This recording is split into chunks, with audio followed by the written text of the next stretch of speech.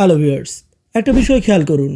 বাংলাদেশ যখন সৌদি আরব থেকে তেল কেনে কিংবা জাপান যখন অস্ট্রেলিয়া থেকে কয়লা কেনে, তখন তাদের ভেতরকার লেনদেনের মধ্য দিয়ে সম্পূর্ণ বিনা পরিশ্রমে তৃতীয় একটি দেশ লাভবান হয়। দেশটি হলো মার্কিন যুক্তরাষ্ট্র। কারণ লেনদেন হচ্ছে তাদের কারেন্সিতে, অর্থাৎ মার্কিন ডলারে। আপনি যখন যে কোনো দেশে ঘুরতে যাবেন, ফর এক্সাম্পল মালয়েশিয়া বা থাইল্যান্ড যাবেন, আপনি কি করেন?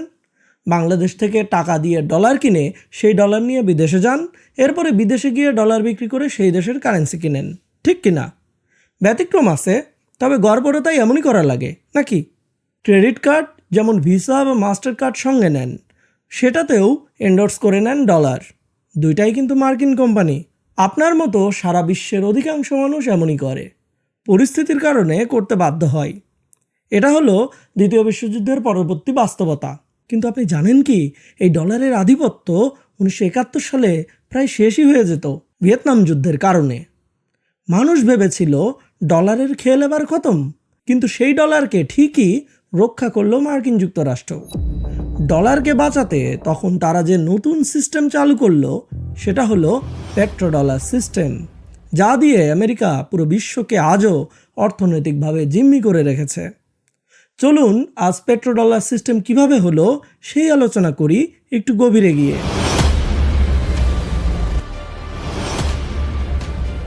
1939 সাল থেকে 1945 সাল চলল দ্বিতীয় বিশ্বযুদ্ধ।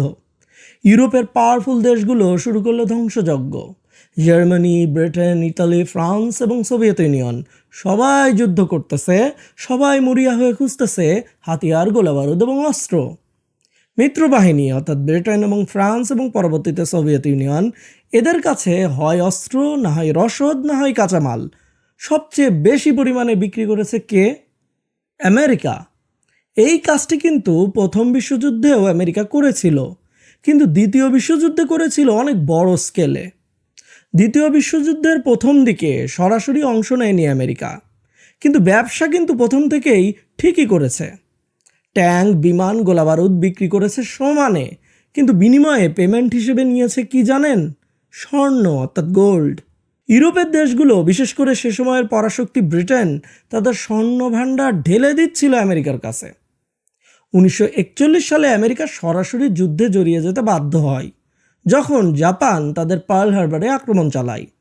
কিন্তু খেয়াল করুন, আমেরিকার মূল ভূমিতে কিন্তু কোনো যুদ্ধ হয়নি, সেখানে কলকারখানা সমানে চলেছে। এবং যুদ্ধের শেষ দিকে দেখা গেল পৃথিবীর মোট স্বর্ণের প্রায় 70% জমা হয়ে গেছে ফোর্ট নক্সে, অর্থাৎ আমেরিকার কোষাগারে। ইউরোপ হয়ে গেছে ধ্বংসস্তূপ, আর আমেরিকা অক্ষত এবং অকল্পনীয় ধনী। এই প্রেক্ষাপটে 1944 সালে ঘটল এক ঐতিহাসিক ঘটনা। আমেরিকার নিউ হ্যাম্পশায়ার অঙ্গরাজ্যের ব্রেটন উডস শহরে জড়ো হলো 44টি দেশের প্রতিনিধি। লক্ষ্য একটাই, যুদ্ধ পরবর্তী বৈশ্বিক আর্থিক কাঠামো নির্ধারণ করা। এখানেই জন্ম হলো ব্রেটন উডস সিস্টেমের। ঠিক হলো, অন্য দেশগুলোর কারেন্সি আমেরিকান ডলারের সাথে একটি নির্দিষ্ট এক্সচেঞ্জ রেটে বাঁধা থাকবে, আর আমেরিকার ডলার সরাসরি স্বর্ণের সাথে বাঁধা থাকবে, অর্থাৎ মার্কিন ডলার হবে গোল্ড ব্যাক কারেন্সি। 35 মার্কিন ডলার হবে 1 আউন্স গোল্ডের সমান। পুরো পৃথিবীর মুদ্রা ব্যবস্থার মেরুদণ্ড হয়ে গেল আমেরিকান ডলার। কেন অন্য দেশগুলো রাজি হয়েছিল? কারণ তাদের কাছে কার্যত কোনো বিকল্প ছিল না। দ্বিতীয় বিশ্বযুদ্ধের পর গোটা ইউরোপ ভেঙে পড়েছে। সে সময়কার সুপার পাওয়ার ব্রিটেন তখন কার্যত দেউলিয়া, হাতে কোনো স্বর্ণের মজুদ নেই। অর্থনীতিবিদ জন মেনার্ড কেয়ার্নস বলেছিলেন, ব্রিটেন আর্থিক দেউলিয়াত্বের দ্বার প্রান্তে। ওদিকে আমেরিকার কাছে আছে স্বর্ণ, আছে মিলিটারি পাওয়ার। তাই আমেরিকার মুদ্রাকে রিজার্ভ কারেন্সি হিসেবে মেনে নিতে বাধ্য হলো বাকি পৃথিবী। মনে রাখবেন, টাকা পয়সা সব সময় সিকিউর জায়গায় যাবে। আপনি নিজেও তো সেটাই করেন নাকি? একটা ব্যাংক অ্যাকাউন্ট খোলার সময় চিন্তা করেন কোন ব্যাংক টেকসই, বিশ্বাসযোগ্য। বিত্তশালীরা সুযোগ পেলেই সম্পদ বিদেশে পাচার করে, হয় সুইজারল্যান্ডে পাচার করে, না হয় দুবাই, আর না হয় কোনো অফশোর অ্যাকাউন্টে। আপনাকে $1000 অথবা সমপরিমাণ টাকা অফার করলে আপনি হয়তো ডলারই নেবেন, কারণ আপনি জানেন 2-3 বছর পর ওই $1000 আরও বেশি দামে আপনি বিক্রি করতে পারবেন যদি আপনার প্রয়োজন হয়। যেমন 2023 সালের জানুয়ারিতে 85,000 টাকা খরচ করে যদি আপনি $1000 কিনতেন, আজকে সেটা 1,25,000 টাকায় বিক্রি করতে পারতেন। So dollar is a better deal for you. যাই হোক, ফিরে যায় দ্বিতীয় বিশ্বযুদ্ধের পরের সময়গুলোতে। ব্রেটন উডস সিস্টেমে কোনো দেশ জমানো ডলারের বিনিময়ে স্বর্ণ চাইলে আমেরিকা দিতে বাধ্য। মানে ডলার ছিল কাইন্ড অফ স্বর্ণের রসিদ বা ভাউচার। আপনি $35 পকেটে নিয়ে ঘুরতেছেন মানে হলো আপনার পকেটে 1 আউন্স গোল্ডের সমপরিমাণ সম্পদ আছে। এটাই ছিল ডলারের উপরে বিশ্বাসের ভিত্তি। কিন্তু এই ভরসা টিকে ছিল মাত্র 27 বছর। তাহলে ভরসা নষ্ট হলো কিভাবে? 1955 সাল ভিয়েতনাম যুদ্ধ শুরু হলো, চলল 1975 সাল পর্যন্ত, প্রায় 20 বছর। ভিয়েতনামে কমিউনিস্ট টেকওভার ঠেকাতে আমেরিকা জান প্রাণ দিয়ে যুদ্ধে নামলো, অঢেল অর্থ ব্যয় করতে শুরু করলো সেখানে। তখন মার্কিন সরকার আয়ের চেয়ে ব্যয় করতেছে বেশি। এই ব্যয় তাহলে কিভাবে মেটাচ্ছে? স্বর্ণ তো রাতারাতি বাড়ানো সম্ভব না, কিন্তু ডলার ডলার তো মার্কিন সেন্ট্রাল ব্যাংক অর্থাৎ ফেডারেল রিজার্ভ ব্যাংকের সম্পত্তি। মার্কিন সরকার চাচ্ছে আর ফেডারেল রিজার্ভ ব্যাংক ইচ্ছামতো ডলার ছাপিয়ে ধরিয়ে দিচ্ছে। অর্থাৎ মার্কিন সরকার যুদ্ধের ব্যয় মেটাচ্ছে ডলার ছাপিয়ে। এখন যে হারে ডলার ছাপানো হচ্ছে, গোল্ডের মজুদ সেই হারে তো বাড়তেছে না। তাহলে কি হবে চিন্তা করে দেখুন। সহজ একটা হিসাব দিচ্ছি। ধরুন কথার কথা, আমেরিকার কাছে 100 আউন্স স্বর্ণ আছে। নিয়ম অনুযায়ী $35 = 1 আউন্স গোল্ড। সিস্টেমে থাকার কথা সেই হিসেবে $3500। এখন মার্কিন সরকার যদি যুদ্ধের খরচ মেটাতে জোর করে আরও $3500 ছাপিয়ে বাজারে ছেড়ে দেয়, তাহলে কি হবে? স্বর্ণ কিন্তু সেই 100 আউন্সই থাকলো, কিন্তু ডলার হয়ে গেল দ্বিগুণ। এর মানে কি? এর মানে হলো বাস্তবে $35 আগের মতো 1 আউন্স স্বর্ণকে আর রিপ্রেজেন্ট করতে পারবে না। ডলার তার ভ্যালু হারাচ্ছে। অথচ আমেরিকা তখনও দুনিয়াকে মিথ্যা গ্যারান্টি দিচ্ছে যে ডলার দিলেই নির্ধারিত রেটে স্বর্ণ পাবেন। ফ্রান্সের প্রেসিডেন্ট শার্ল দ্য গোল বুঝলেন পরিস্থিতি। তিনি দেখলেন আমেরিকা যেভাবে ডলার ছাপাচ্ছে তাতে এই ব্রেটন উডস সিস্টেম ভবিষ্যতে আমেরিকা আর রক্ষা করতে পারবে না। সুতরাং সময় থাকতে থাকতে ফ্রান্সের হাতে থাকা ডলারগুলো স্বর্ণে কনভার্ট করে ফেলাটাই হবে বুদ্ধিমানের কাজ। খুবই স্বাভাবিক একটা পরিস্থিতি, তাই না? আপনি যদি টের পান ভবিষ্যতে টাকা তেজপাতা হয়ে যাবে, তাহলে আপনি আপনার জমানো টাকার ভ্যালু থাকতে থাকতেই হয় সেটা দিয়ে স্বর্ণ কিনবেন, জমি কিনবেন, অথবা জিনিসপত্র কিনে রাখবেন। ব্যাপারটা তেমনই।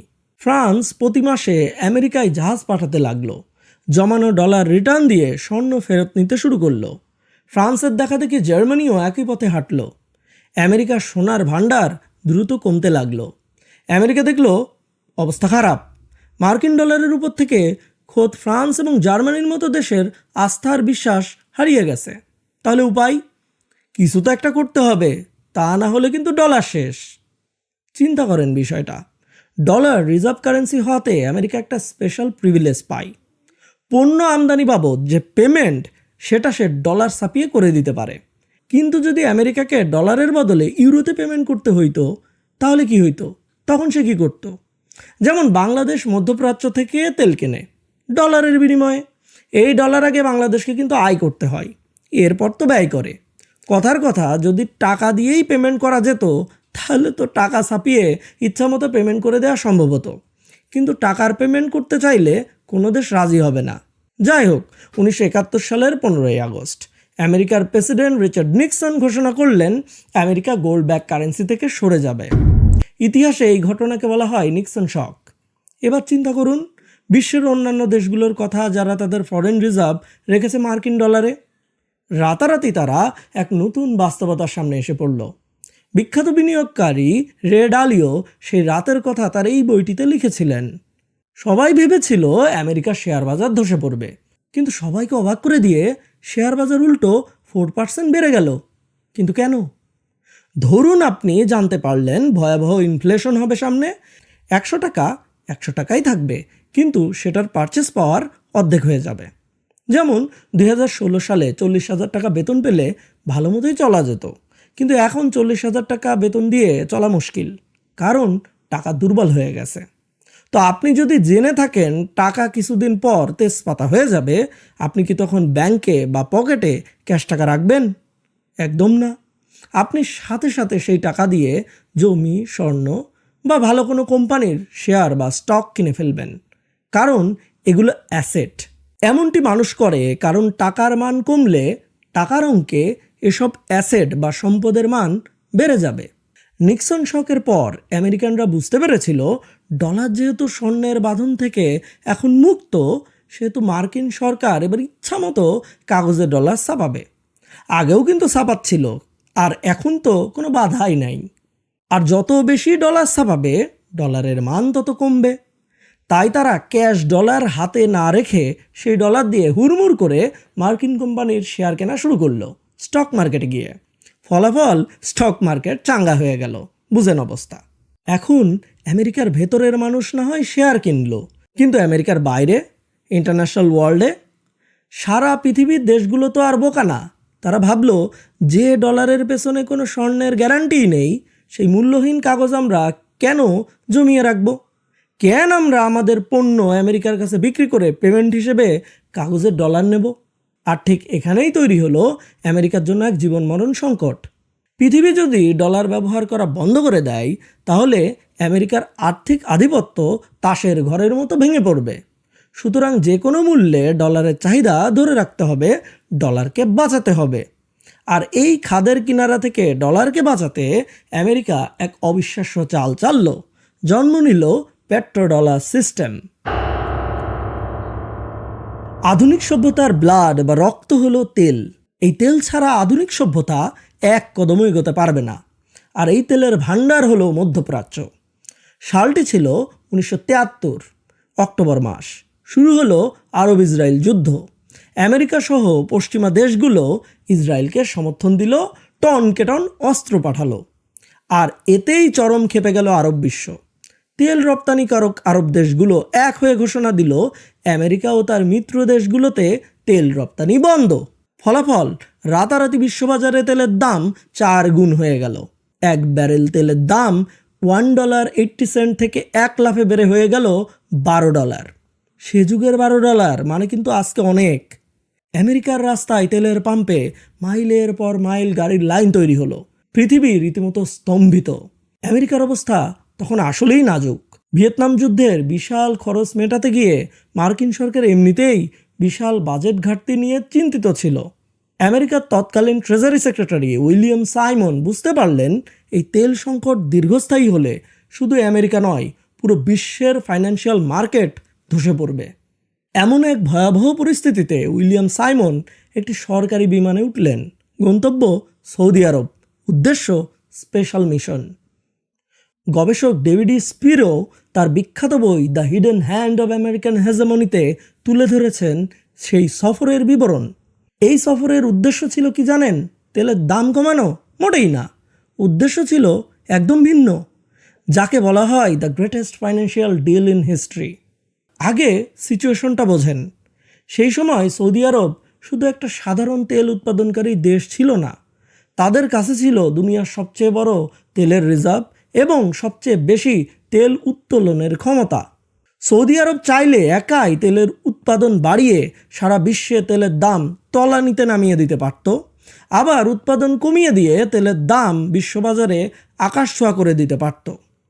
বিশ্ববাজারে তেলের দাম কি হবে তার রিমোট কন্ট্রোল পুরোটাই ছিল সৌদিদের হাতে। মিস্টার সাইমন সৌদি রাজপরিবারকে একটা অফার দিলেন।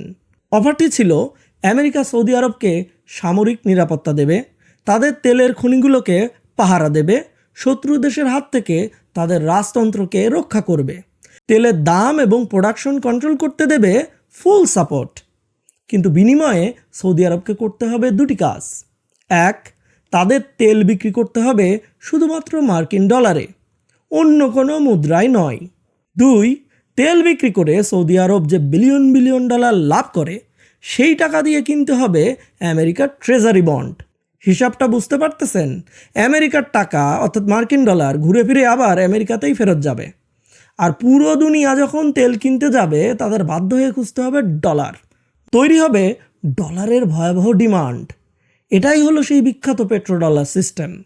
জন পার্কিন্স তার the confession of an economic hitman বইতে তুলে ধরেছেন পুরো প্ল্যান। পার্কিন্স লিখেছেন, ওয়াশিংটনের একদম টপ লেভেলে সবাই ফিসফাস করে একে ডাকত সামা নামে। বাস্তবে সামা হলো সৌদি আরবের central bank, Saudi Arabian monetary এজেন্সির সংক্ষিপ্ত নাম। কিন্তু ওয়াশিংটনের টপ লেভেলে এটাকে ব্যঙ্গ করে ডাকা হতো Saudi Arabian money laundering affair. Perkins তার বইতে পরিষ্কার লিখেছেন, এই সত্যটা এমনভাবে দেয়া হয়েছিল সৌদি আরবের না বলার কোনো অপশনই ছিল না। কারণ সৌদি আরব খুব ভালো করেই জানতো পশ্চিমাদের তেল স্বার্থের বিরুদ্ধে যাওয়ার পরিণতি কি ভয়াবহ হতে পারে। তারা চোখের সামনেই দেখেছিল তাদের প্রতিবেশী ইরানে প্রধানমন্ত্রী মোসাদ্দেকের কি করুণ পরিণতি হয়েছিল। সাধারণ নিয়মে দুনিয়ার যে কোনো দেশকে আমেরিকার ট্রেজারি বন্ড কিনতে হলে পাবলিক নিলামে প্রতিযোগিতা করে কিনতে হয়। গবেষক ডেভিড স্পিরো তার বই the hidden hand of American হেজিমনিতে নথিপত্র ঘেটে প্রমাণ করেছেন 1974 সালে সাইমন সৌদি আরবের সাথে এক গোপন ডিল সাইন করে, যার অফিসিয়াল নাম ছিল অ্যাড অন অ্যারেঞ্জমেন্ট। এই অ্যাগ্রিমেন্ট অনুযায়ী সৌদি আরবের জন্য পুরো সিস্টেম চেঞ্জ করে ফেলা হয়। তারা সাধারণ নিলামের বাইরে গিয়ে পেছনের দরজা দিয়ে সরাসরি নিউ ইয়র্কের ফেডারেল রিজার্ভ থেকে বন্ড কেনা শুরু করলো। কিন্তু আমেরিকা কেন এই চুক্তিটা পৃথিবীর কাছে লুকিয়ে রেখেছিল? কারণ আমেরিকা তার নিজেদের মিত্র মানে ইউরোপ এবং জাপানকে কথা দিয়েছিল যে ওপেকের তেলের টাকা নিজেদের পকেটে টানতে কাউকে কোনো স্পেশাল সুবিধা দেওয়া হবে না। অথচ পদ্মার অন্তরালে নিজের ঘনিষ্ঠ বন্ধু দেশগুলোর পিঠেই ছুরি মারল আমেরিকা, যেটা তারা সবসময়ই করে। সৌদিদের তারা এমন এক একচেটিয়া সুবিধা দিচ্ছিল যা দুনিয়ার আর কোনো দেশকে দেয়া হয়নি। এর কয়েক বছর পর পরবর্তী মার্কিন ট্রেজারি সেক্রেটারি মাইকেল ব্লুমেনথাল করলেন আরেকটি সিক্রেট ডিল। এবার ওপেক গ্যারান্টি দিল পুরো বিশ্বের তেলের দাম এখন থেকে শুধু ডলারেই নির্ধারিত হবে। ব্যাস, এই দুই গোপন চুক্তির উপর দাঁড়িয়েই জন্ম নিল পেট্রোডলার সিস্টেম। কি অবিশ্বাস্য একটা সিস্টেম! সৌদি আরব আর ওপেকভুক্ত দেশগুলো সারা দুনিয়ার কাছে তেল বেচে ডলার কামাচ্ছে।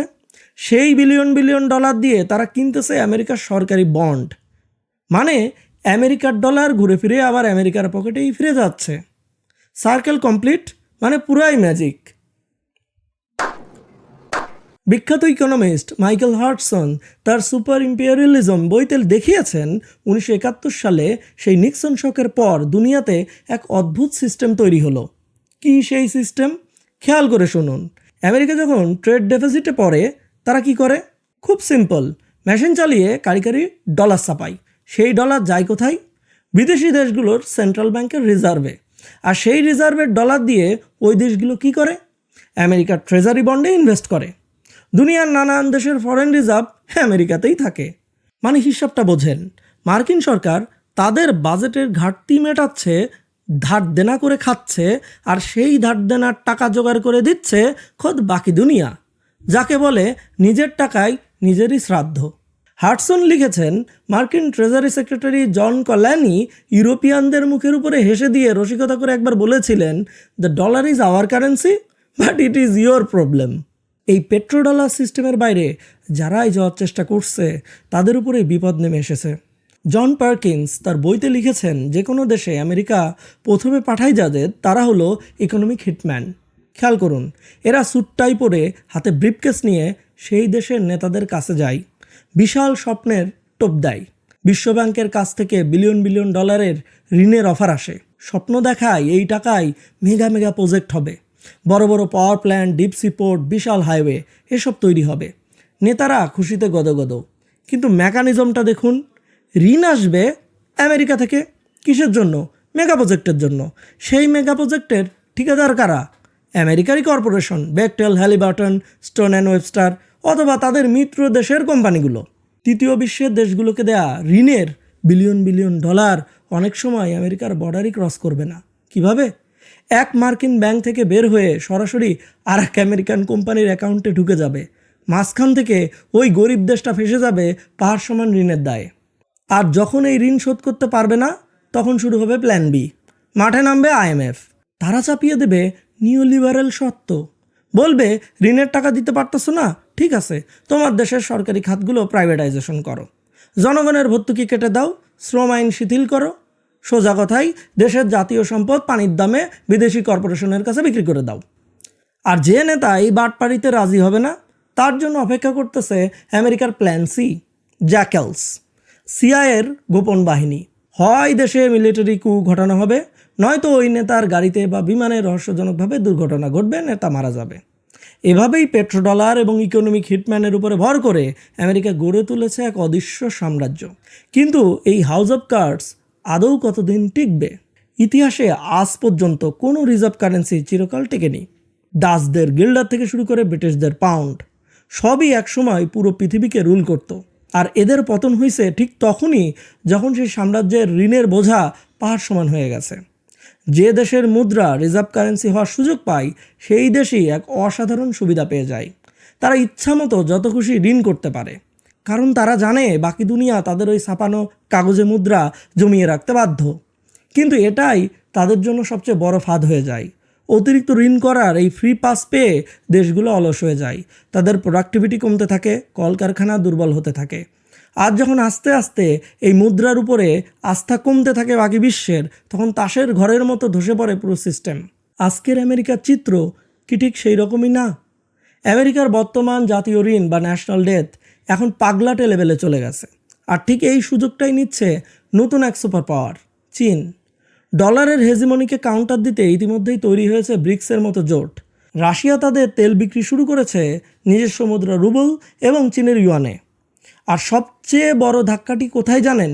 যে সৌদি আরবকে দিয়ে আমেরিকায় পেট্রো ডলারের খেলা শুরু করেছিল, সেই সৌদি আরব নিজেই এখন সরাসরি চীনের সাথে আলোচনা করতেছে ইউয়ানে তেল বিক্রি করার প্রশ্নে। মানে পুরাই সিন চেঞ্জ।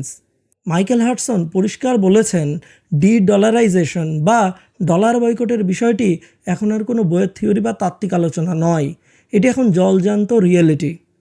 বিশেষ করে ইউক্রেন যুদ্ধের পর আমেরিকা যখন রাশিয়াকে গ্লোবাল ফাইন্যান্সিয়াল নেটওয়ার্ক বা সুইফট থেকে বের করে দিল, তখন আমেরিকা নিজের পায়ে নিজেই কুড়াল মারল। পুরো দুনিয়া বুঝে গেল ডলার নির্ভর এই ব্যবস্থা কোনো নিরপেক্ষ সিস্টেম নয়।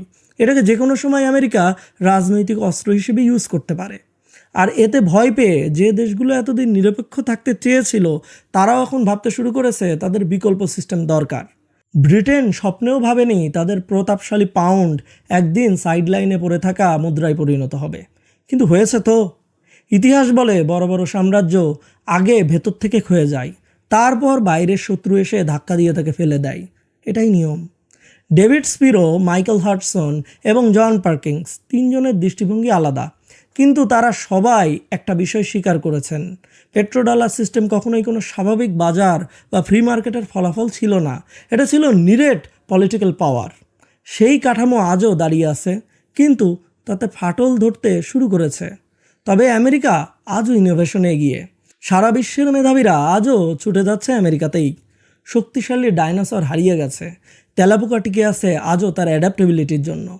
সোভিয়েত ইউনিয়ন হারিয়ে গেছে, চীনের কমিউনিস্ট পার্টি আজও ক্ষমতায় টিকে আছে, কারণ সে পরিবর্তিত পরিস্থিতির সাথে অ্যাডাপ্ট করেছে।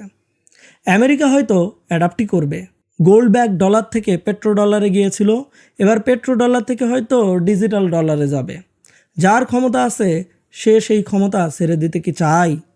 একসময় গরিব চীন কিভাবে আজ হয়ে গেল সুপার পাওয়ার, আর আধুনিক চীনের রূপকারকে, সেই বিষয় জানতে আমার এই ভিডিওটি দেখতে পারেন। তো আজ এতটুকুই। ভিডিওটি ভালো লাগলে লাইক দিন, শেয়ার করুন। দেখা হবে পরের ভিডিওতে নতুন কোনো রহস্যময় বা ভূ রাজনৈতিক ইস্যু নিয়ে। ধন্যবাদ।